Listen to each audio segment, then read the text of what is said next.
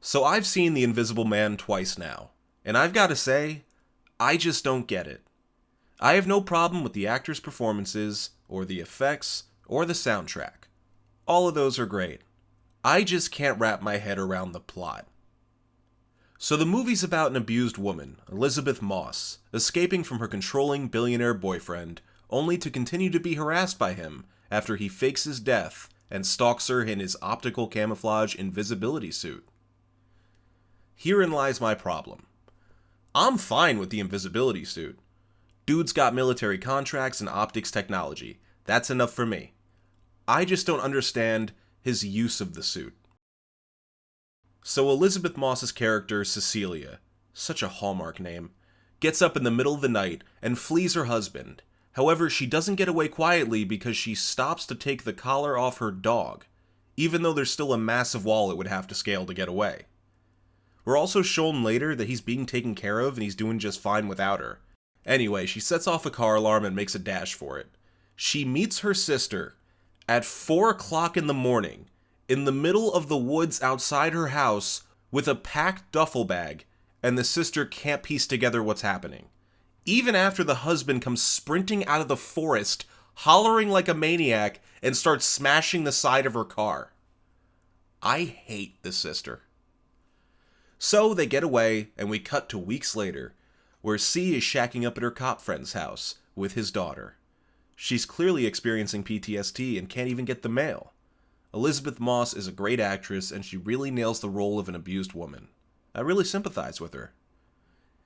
If only she knew her husband was coming to fuck with her eggs.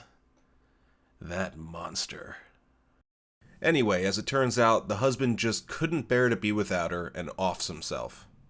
Of course, this is a lie because we know he's coming back in that invisible suit. By the way, I need someone to explain to me how this crime scene photo works. Like, if he's faked his death and there's no real body, then what are we looking at? Did he pose for the photos, then sneak them to the police and they didn't notice? Or did he buy off the police to go along with it? Then again, if he can buy off the police, why even pretend to kill himself? A tech billionaire must have an insane amount of influence and resources at his disposal, where harassing his wife would be child's play. You'd think we see more like financial strong-arming on his behalf, or more technological tricks being used, especially after we see her cover her laptop camera, acknowledging that possibility. But no, for some reason, his plan is to fake his own death, sacrificing his wealth, his legacy, and his future, all so he can go to his wife's house and fuck with her eggs. No. I'm sorry, but no. I get this dude is crazy, but he can't be this stupid. Nobody could be. If he's a dominating narcissist, why would he sacrifice his social status along with his power and influence? Because she's just that special? Because she's the only one who ever said no to him? Look, we don't see him at all in the beginning of the movie, which I thought was an interesting choice. We just get more of an idea of him, and that works to great effect when it comes to the suspense. However, when we do finally meet this dude, he is one handsome man. He looks like the kind of guy who could take you in his big, strong arms and make you feel safe. I bet you could get lost in his eyes for days. And those supple lips. My point is, he's a dude with options. A billionaire playboy with a Tony Stark mansion full of invisibility suits. This guy should be losing wristwatches and college girls every night of the week. But no, for some reason, he's after Cecilia. Cecilia.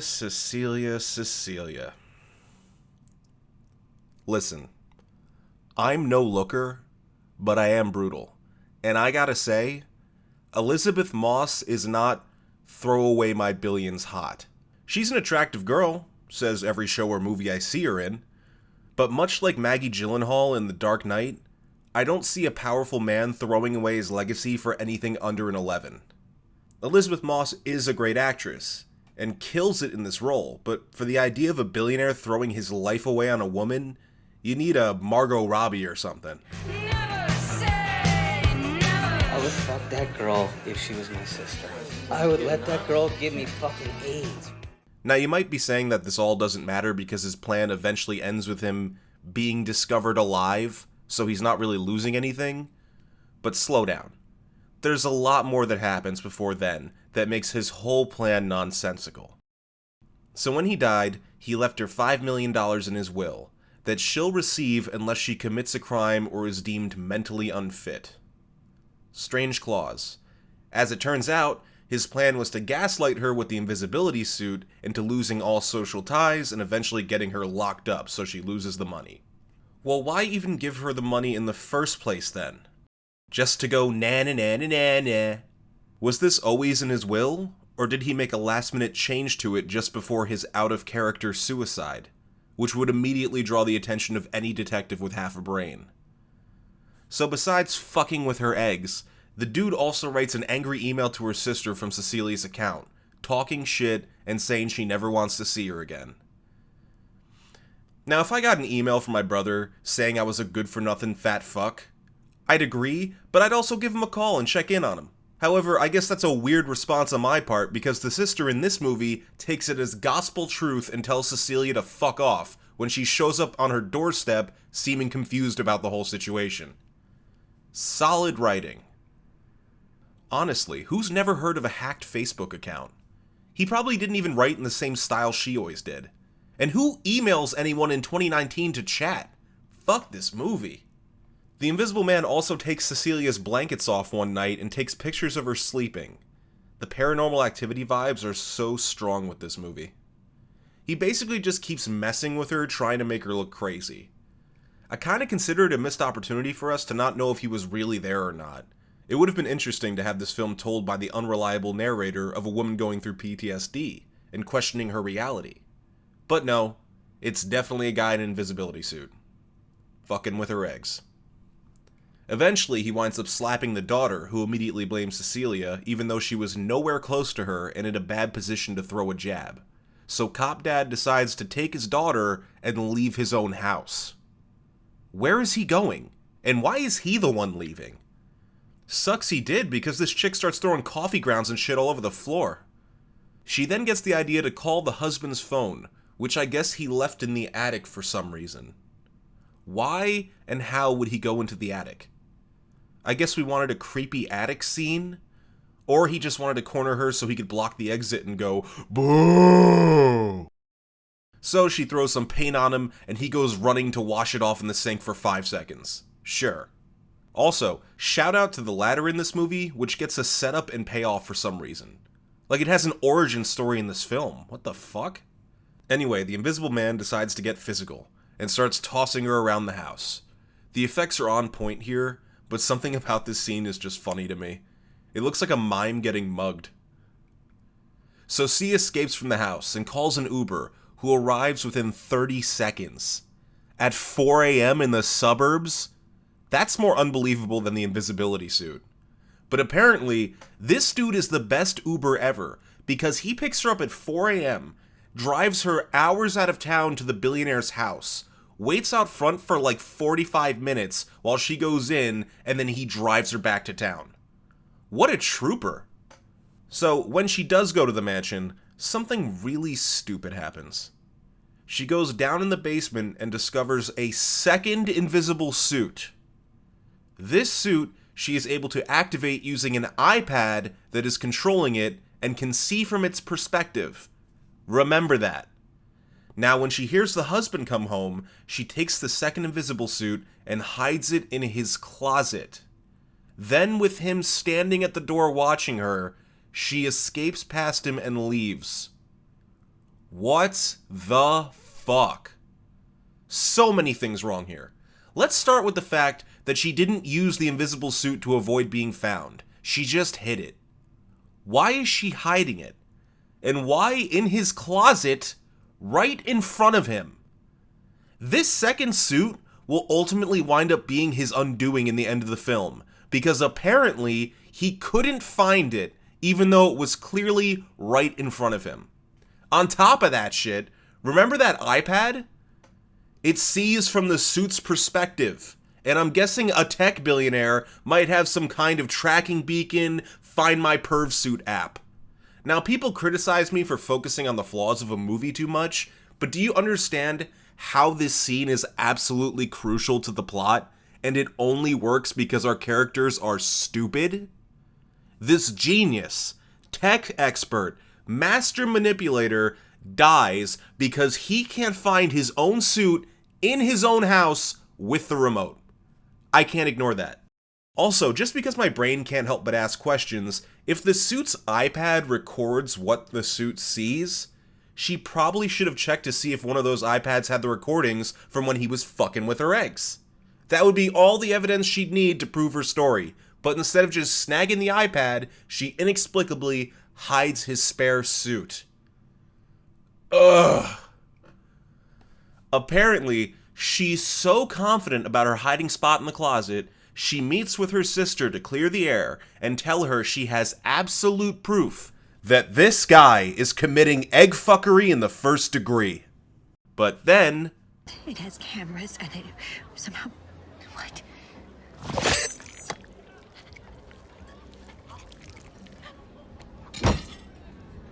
I think this is the moment people will remember from this movie. What a well-executed and startling death. But now, things get more complicated, as Cecilia is dragged away to a psych ward for murdering her sister, and it seems like this is the end for her. So this is why he faked his death? To give her money, take it away, lock her up, and go, ha ha. I'm sure you won't be regretting this plan in a week. What else could it be? I guess we'll never know, because it's revealed that Cecilia is pregnant with the Invisible Man's child. So Invisible Man's lawyer brother comes by to offer her a deal on his behalf. Come back to him, and he'll make her murder charge go away. What the fuck? If he faked his death, how could he still have the influence to make murder charges go away? And if he has that influence, why fake his death to begin with? Fuck.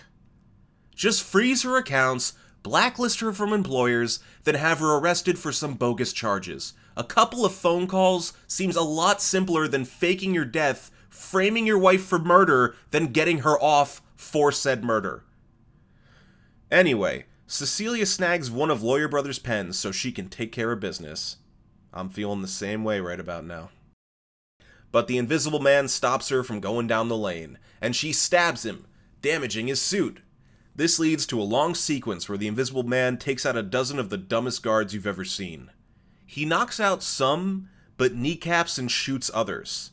It's a cool sequence and all, but this dude is all over the fucking map. So Cecilia catches up to him and he tells her he's gonna go kill Cop Dad's daughter. So they race across town where they have a final showdown where Cecilia shoots and kills the Invisible Man. Or so she thinks. Because it turns out, it's the Invisible Man's lawyer brother in the suit. And the Invisible Man is really tied up in his basement back at home. Okay, this is just stupid. So apparently, this time, the husband sent his brother instead. Was getting killed part of the plan? How would he be able to predict this particular series of events? And why would his suit being exposed be a part of the plan? If the brother's death wasn't part of the plan, did he have the brother kick the shit out of him and tie him up every time he left the house to go fuck with her eggs? What if he got hit by a bus or something in his invisible suit, and no one knew to come looking for him? That's one hell of a gamble, and honestly, incredibly stupid. But apparently, that was his plan. Risk his fortune and future, and sacrifice his brother and invisibility suit, all to get her to come home again. And just when you think it's over, we get one last horribly stupid moment. So Cecilia goes to have dinner with the husband while wearing a wire, in the hopes of getting a confession. But he's too clever, and only subtly admits his guilt in a way that only she can understand. So she agrees to get back together with him, and excuses herself from the table, leaving him happily eating dinner. All of this is on camera. Then she comes back in wearing the invisibility suit she hid earlier, the one that he somehow couldn't find, and stages his suicide in the most suspicious way possible. Bro, the first thing I thought when I saw this was that she had just been exonerated from the crime of murder due to the existence of an invisibility suit. Not a few days later, she's killing her husband in a similarly conspicuous fashion, and this is somehow gonna fly in court. Who cuts their throat over their potatoes after getting back together with their wife? Especially a dude who's the inventor of a suit that was just recently used in a high-profile murder. The movie rightly ends here before this reality comes crashing down on the plot. Wow. It feels good to get that out. I've seen people sing in this movie's praises, which it does deserve in many aspects, but as a story, it's so completely full of holes that it's a chore to try and follow. The entire premise relies on the husband not just being crazy and stupid, but also clever and intelligent. It feels like a waste when you consider this guy is at a Bruce Wayne, Tony Stark level, and all that ability, wealth, and power are used in service of a goal that doesn't seem worth it. Ugh. There are elements to a good story in here, but they get so muddled by unnecessary complexity. The premise of a woman being trapped by an invisible abuser is an interesting one, but I wish it amounted to more than just him. Well, you get it. Anyway, those are my gripes with The Invisible Man. Later!